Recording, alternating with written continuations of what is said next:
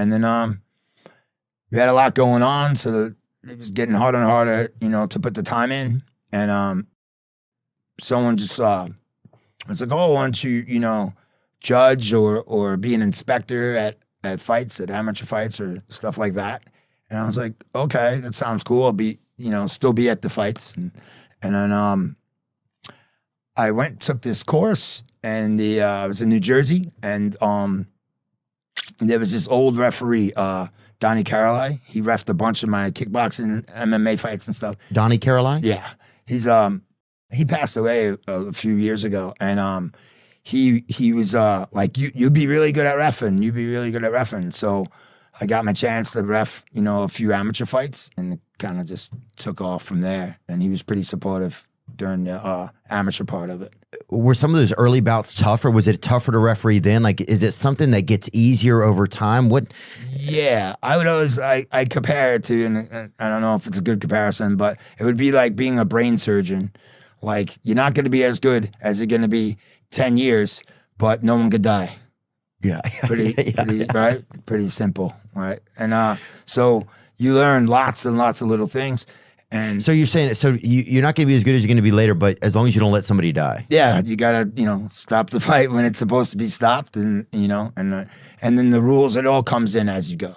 Take me on like an early experience that was kind of like a lot for a referee. Yeah, so for me, my first couple, I remember my first or second time reffing, the fight was really even. It was amateurs and really even, and then the kid was losing pretty bad. And I was like, wow, this kid's losing pretty bad.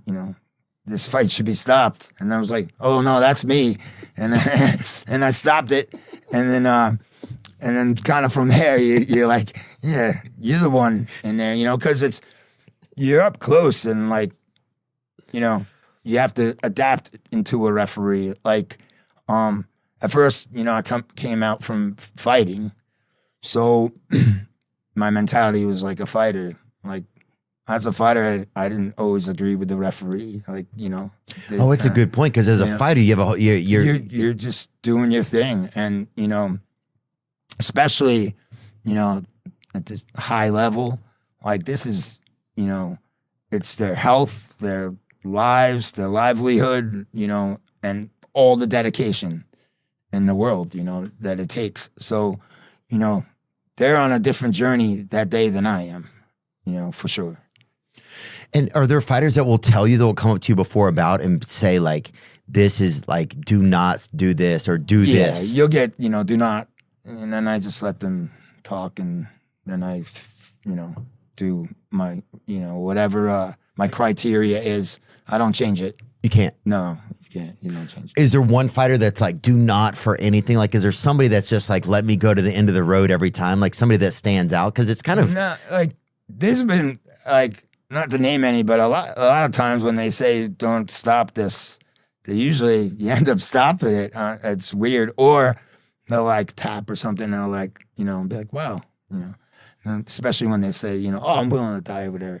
But some guys are just quiet and just that they're there to get the job done, and and as far as it's as I said, a criteria, Let's say you've watched a lot of fights, and when I'm reffing, I'll say, you have to move.